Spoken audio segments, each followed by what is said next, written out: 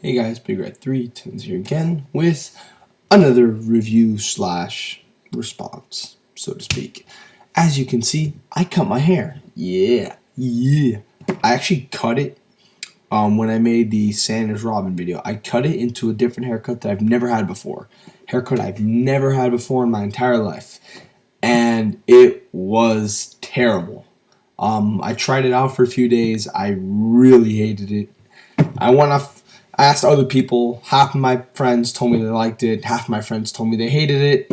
One of my brothers loved it. One of my brothers hated it. Plus, I myself, I was just never comfortable with it. So I just shaved it all off. And now this is me. And so yeah, let's get into with this new haircut, TLC and Ring of Honor.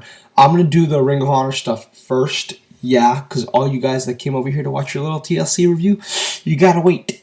I promise this will be short. I'm gonna make a video response to Sanders Robbins' video on WWE in 2011 better than Ring of Honor in 2011, and I will kind of use TLC as a reference point. At first, I saw that video and I was like, "What? Nah." And then I watched the video and I heard his points and I started thinking to myself, you know what? It really isn't unfathomable to think that WWE had a better year than Ring of Honor. I've been saying for a long time, ever since Extreme Rules, and I said it all the way through Money in the Bank, that there were several shows that WWE put on this year that were better than most of the shows Ring of Honor put on this year. Money in the Bank was better than any show Ring of Honor put on this year. Elimination Chamber was better than almost every single show, with maybe one or two exceptions, that they've put on this year. Extreme Rules was better than most of the shows they put on this year. What's it called? The Rumble. I didn't think so, but a lot of people thought that show was a great show, which was on par with most of the stuff that Ring of Honor has put out this year. This pay-per-view, some have said, was better than, as good as some of the stuff Ring of Honor has put out this year. They have, from a wrestling quality standpoint, they haven't been far behind, but that's not even where I'm going to go with my argument. My argument is going to be towards the productiveness of the company. Ring of Honor right now is just really, I don't want to say stale, because I don't think it's stale. I just think it's, I don't even know what the word is. It's not uninteresting, but there's very little interest in it. I wouldn't say it's totally stale, though. It's just not clicking right now. Again, maybe I'm saying the same thing. I don't know. I just can't come up with a word for it. I myself said for a while that Ring of Honor, I used to say stale. And then LB54 on Twitter was like, yo, have you seen the TV show? If you haven't, then maybe you shouldn't comment. So I saw the TV show. And the TV show builds up Final Battle really, really well. I won't lie. It builds up. It makes me more interested in the Kevin Steen, Steve Corino stuff. I would have already been interested in it, but they make you really interested in it. The way they built the Kevin Steen storyline on the TV show.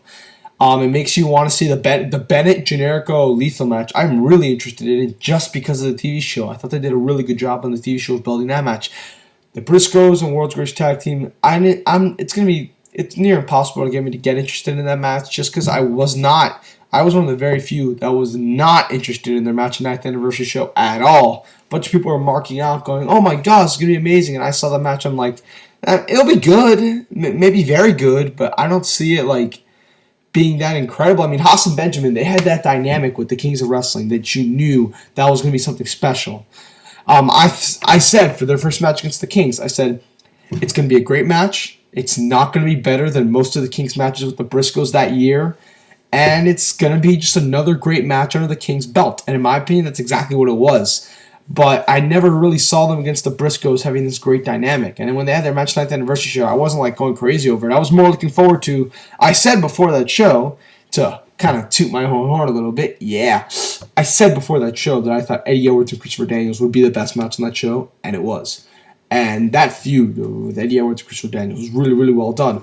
And then Haas and Benjamin and the Briscoes fought again at, I believe it was a good show too. Revolution Canada. That's a really underrated show. Probably the most underrated show this year from Ring of Honor.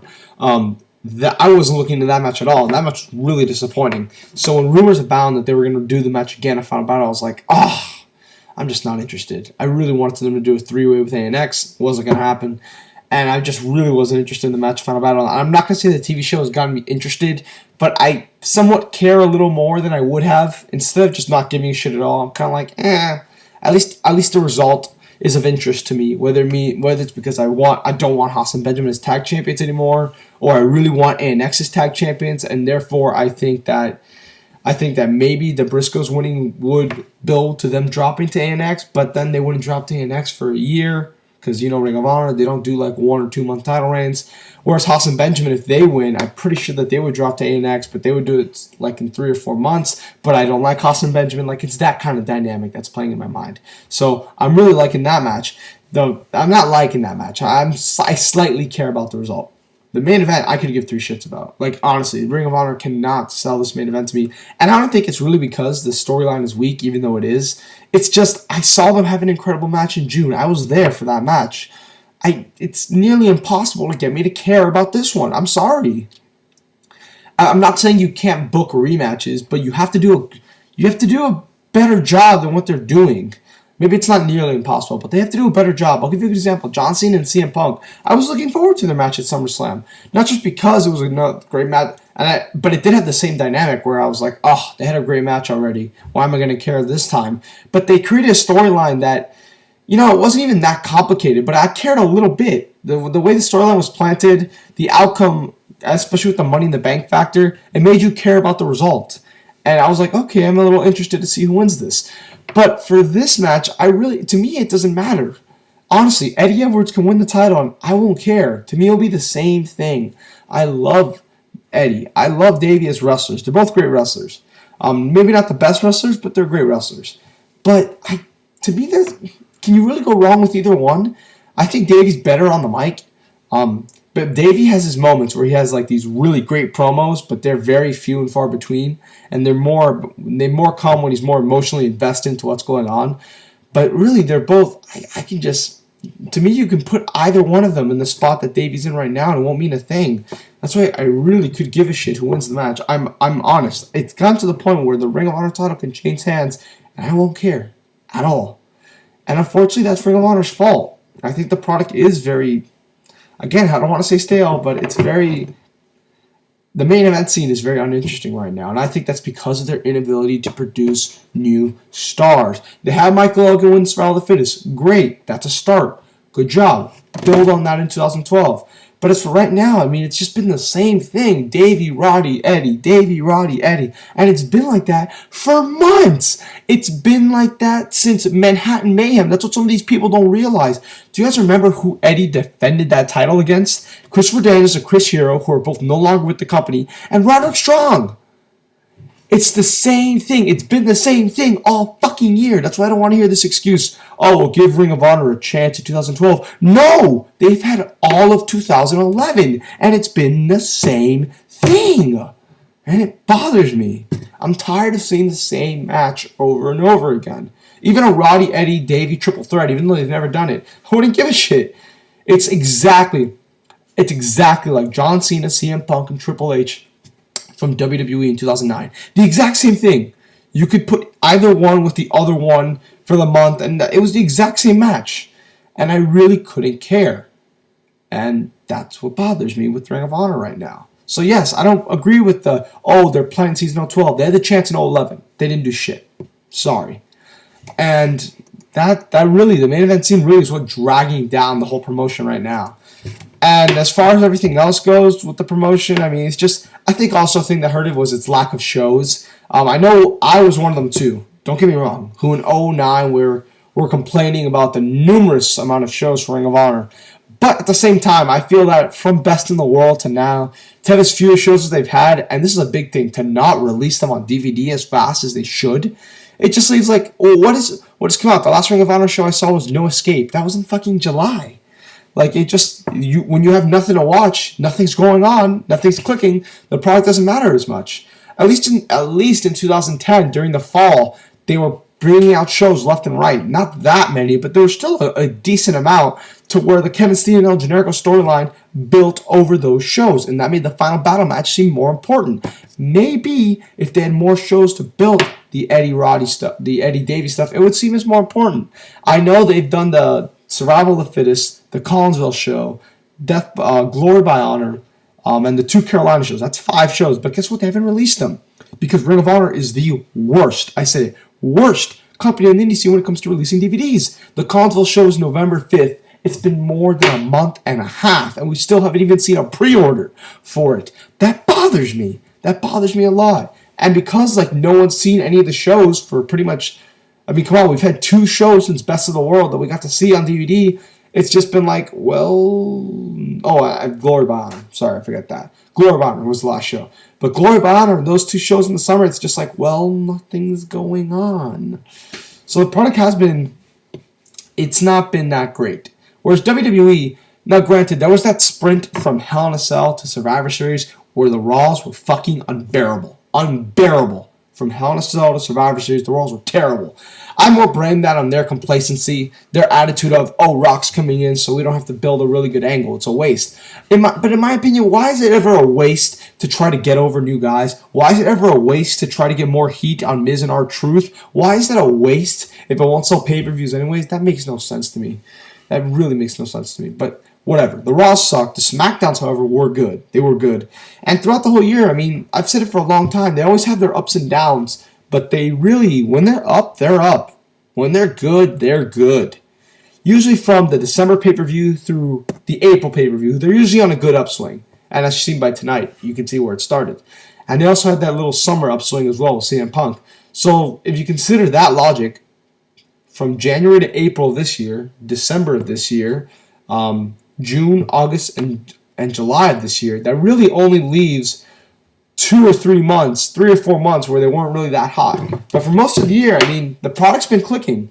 They're getting over guys better than what they were. I'm not saying that they're getting over established main eventers, but they're doing a better job of what they were doing. I remember in 09 where literally no one could get over. No one. Any mid-card that rose through the upper mid-card ranks, bang, push down, a la Kofi Kingston, a la Evan Bourne. So it really just, bam, right down. But this year they've done a lot better job at it. I wouldn't call Miz and R-Truth main eventers, but they're definitely a much higher stature than they were in years prior. Del Rio the same.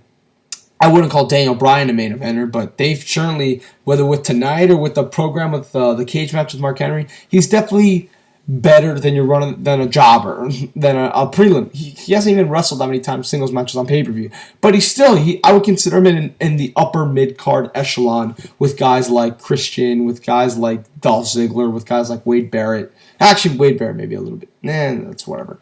Zack Ryder, who they got from complete superstars nobody to U.S. champion. Now, of course, people are going to say, WWE didn't do that. Zack Ryder did that. True. But WWE still have to take notice of what he did and give him a little rub. And he's been getting over like ridiculous in many arenas. So they're actually more new faces are rising up. Now they're still not selling pay-per-views with those new faces. And they're still not establishing a lot with those new faces. But they've created new faces. Who the fuck has Ring of Honor created besides Eddie Edwards? And Eddie Edwards was already at that tip of the iceberg that it just took for him to go over. Had he already challenged for the ROH title before? I am not sure. But I do know for sure he already had fought main eventers. He main evented a show with Tyler Black a few months prior. And he had main evented, and he already had that program with Christopher Daniels. So, as I said, I really think that WWE they've just been more productive this year, in my opinion. They're putting on great wrestling shows. They have put on great wrestling shows. They're getting over some new guys. The storylines have been better. This has been one of the better years of WWE in a long time. I'm sorry. I'm not saying I would totally agree with Sanders that they're better, but it's something to think about. I really do think it's not just something we should throw away. It's something to consider. Now, I haven't seen any of the responses. I know LV made a response. I know Honor Hammer made a response. I'll watch those when I can. But so right now, hard to disagree with Sanders. All right, TLC. Very good pay-per-view in my opinion. The first 2 matches were really, really hot, and the rest of the show was okay. Like, nothing was bad. Everything was fun for the most part. Then the main event was really good. I wouldn't call the show great. There's like a good half this show felt like filler, and it was good filler in my opinion. It was fun. Filler should be. People say like whenever I see a match that WWE doesn't announce and they put it on pay-per-view and they give it like 15 minutes and someone goes, "Oh, that was filler." I'm like, no, that wasn't filler. That was just bad. Why filler is supposed to be, in my opinion, good filler. What WWE's aiming for. They should have a match no longer than 5 minutes, and in my opinion, it should not necessarily get a guy over, but it should serve a purpose in a continued development of a person. It shouldn't just be a throwaway. Like, what I would consider a throwaway would be like, Drew McIntyre pinning Alex Riley as a filler match on the pay-per-view. No, because that does nothing for nobody. But Sheamus pinning Jack Swagger in 5 minutes, I'm not saying it gets Sheamus to be a higher main eventer, but it's like, hey, this guy's been winning. Here's him winning some more. We're going to put it on pay-per-view. That type of thing. And it worked, in my opinion. That's why I was fine with that match being added. I was not fine with the Divas match being added. I thought that was very weird. It really meant nothing. The Air Boom Primo and Epico match, I thought was a good match to add because it was a good match. And also because, it would have been really good if Primo Epico won. I'm not saying they should have won. I'm just saying if they had won, it would have further accomplished its goal as good filler. But the match was short, sweet, and it was fun. That was probably the perfect. And I wouldn't consider filler. I would actually consider that having a purpose. Like, they didn't announce it, I know, but it actually felt somewhat important. Maybe because the titles were on the line. Maybe because Air Boom was back teaming together. I don't know. It just felt like it felt better than your run-of-the-mill house show Superstars match. But the show was fun. It was. I like I said, there was not a lot of what was good, and everything else. I mean, I'll talk about Daniel Bryan obviously. Besides the Mark Henry Big Show match, nothing felt like a waste of time. Kelly Beth Phoenix I thought was just bad and. What I call it a waste of time. Vince has this fascination with putting a women's match on every show. I really don't know why. If you don't have a purpose for it, don't do it. Don't force it on it. It's okay. We will be fine without a Divas match on pay-per-view. But I didn't really think it was I thought it was a bad match, but that's just because it was really short. But nothing felt like... I never felt insulted while watching the show.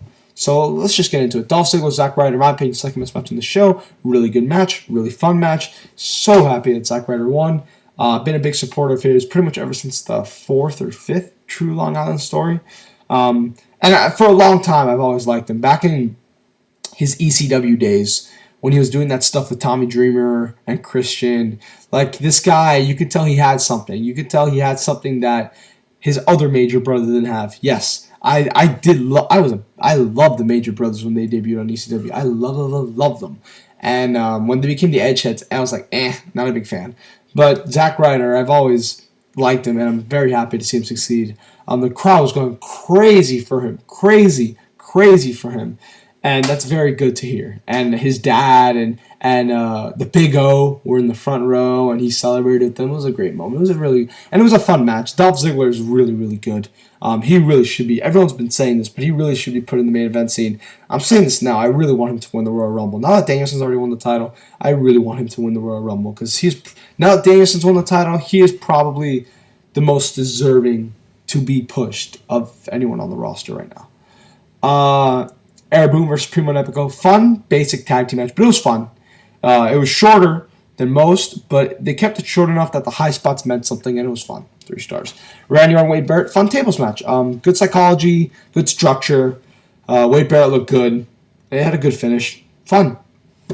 It was short, but in the long haul, I realized that was probably for the better. Kelly Beth Phoenix, like I already talked about this, it was just... Vince wanted to put it on. It was on. Whatever. Triple H, Kevin Nash. I thought this was okay. They worked hard. You can tell that Kevin Nash. I think I'm not saying they busted their ass and tried to have this incredible match, but I think they themselves wanted to have an above average match. But I really think that the gimmick was just too terrible. I hated the gimmick of this match. A sledgehammer hanging from a ladder match where it can end by pinfall. Come on. It was stupid in my opinion. And they used tables in this match, even though we already had a TLC match later on the show.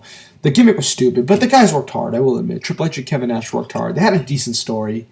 And, I thought the match was okay. I gave it 2.5 stars. Maybe with a better gimmick. And maybe if it was a ladder match for the WWE title, years ago, maybe this match would be 3.5. Maybe it would be a lot better. But because of the way the gimmick was... it just had a sour attitude. Plus, it went too long. This match got more time than any other match in the show besides the main event. I disagree with that. 2.5 stars. It was still, it was fine. Sheamus, Jack Swagger. Like I said, I thought this was decent filler. Good filler, actually. I thought this was good filler. They wanted to have a 9-match card, whatever, but this is the type of filler that should be. They did build it up with one segment earlier in the show, which is fine. As long as it's just not throwing it on unannounced. At least they announced it on the pay-per-view. And it's hey, it's 5 minutes, and hey, here's this guy. We're pushing him. Here's him winning some more. Enjoy. And we're going to put it on pay-per-view to make it feel important. Great. I have no problem with that. He beat Swagger in 5 minutes. Decent match. It was better than their matches on Raw. I remember they had like 2 8-minute matches in 2 weeks in a row on Raw, and I thought both those matches sucked. This match was better because it was shorter. Good story, fun match, 2.25 stars. Nothing much to it. Mark Henry, Big Show. I hated this match. It was only 5 minutes. Mark Henry is hurt. I understand, but the way they booked this was just terrible. Mark Henry just hits Big Show with a chair for 5 minutes, and Big Show knocks him out. I mean, it was just stupid. It made Mark Henry look bad. The structure of the match made no sense. If Big Show can literally beat these guys with one move, why doesn't he just do them from the? Why doesn't he just do it from the start? It's a knockout punch. It's not like you need to work over the guy's face and soften his bones so when you punch him, he goes down. No, it's a fucking knockout punch. You can do it from anywhere. Just do it at the beginning of the match then. That's why I hate when a psychology around the match works like that, building it around one move. So the match wasn't good in my opinion. Sorry. Now, Daniel Bryan cashing in was incredible. I missed it live, unfortunately. The Dexter season finale tonight. For those who do not know my thoughts on that, this season of Dexter I thought was very underwhelming. I thought the storyline with Travis could have been done so much better. I thought the Deborah love storyline was fucking horrendous. I almost wanted to quit the show forever if they did what I thought they would do with this episode. But this episode was fine, and the cliffhanger for this episode, in my opinion, was the best cliffhanger they've ever done for Dexter. This is better than when Rita died. Awesome cliffhanger. So I saw it at a friend's house, because a lot of my friends really like, I'm sorry, WWE, Dexter is very popular in my school, actually, and WWE is not. But all my friends were like, hey, man, we're going to watch the Dexter season finale at this guy's house. I was like, okay, fine, I'll go. But Dexter wasn't until 9. The guy lives like 20 minutes away. So I was like, let me catch the first 40 minutes of the show. I saw the first 2 matches live, which was great because I said before the show, the only thing I really want to see is Zack Ryder win the title. And he did. And I was like, I'm happy. I'm leaving. And then on my way home, I'm looking through Twitter, and I see people going crazy for Daniel Bryan. I'm like, what the fuck? And then I find out that he cashed in, and I was so mad. Like, I was pissed off. I was like, fuck, I missed it. I missed the Danielson cash in. Damn it. I was so upset. But the more I thought about it, I was like, hey, who cares? He cashed in. That's all that matters. And I saw it, and I was so happy. I almost got emotional, even though I already knew it was coming. That's how important it was to me for see him win. Just to see him succeed and to see him like putting the belt up and like going into the fans and the fans celebrating with him. It made me so happy. Now, I do think they're going to screw this up. I'm not going to say he's going to be Jack Swagger bad. And I don't even think he's going to have a 2-month title reign. I think WWE did that with Christian because Christian wasn't their guy. Edge was their guy. Edge got hurt. I guess they felt they had to put it on Christian. By the way, for those who do not know, that pay-per-view got a really, really good buy rate, and my bet is, I've been saying for months, I personally thought it was because Edge retired, and there was so much momentum, if that's what you want to say, behind Edge retirement, that once Christian was put in the main event picture, people were ready to buy it. But I don't think they'll do that with Danielson, because Danielson, I'm not going to say he was their guy, but they did give him the briefcase knowingly. They did intend to, in the future, give him the world title. So that's different from Christian, where they're just like, damn it, I guess we have to do it. So I don't think they'll give him a 2-day cash in. But even if they do, he had his moment, and I'm happy for him. I really am. That picture of him and CM Punk is so awesome. So awesome. So yeah, great job for Daniel Bryan. Segment of the year. Cody Rhodes, Booker T. They built this throughout the whole show. Cody Rhodes beat up Booker T in a backstage segment. Then he beat him out as Booker was walking to the ring for the 5th match. And this match was fine. I was looking forward to it. The only 2 matches I was looking forward to on this entire show was Cody Rhodes, Booker T, and Dolph Ziggler, Zack Ryder. But the only thing I wanted to see was Zack Ryder win the title. So this match was fine. It was decent. Booker T got his spots in. It was only 7 minutes. Booker T played off the attacks well, and this is what, Cody wrestled that announcer here as well. Now, granted, it was Booker T, not Jerry Lawler, who was in his 60s. But still, Cody Rhodes, through this whole thing, came out looking so much better. Hey, man, he beat the shit out of him earlier in the show, and then he got the best of him in this match. It's not like Miz, and I did like the Miz Jerry Lawler program just because I thought it was entertaining television. But it's Miz in that thing came out so much weaker because it was like Miz was trying to run away from Jerry Lawler, and Miz was like, getting lucky, and Miz caught him out of nowhere and won, ran away with the title. Cody Rhodes here, like, he just came like a bully. Like, he beat him up the whole show, and then Booker T comes to wrestle. He's too hurt from the beatings, and Cody just beats him.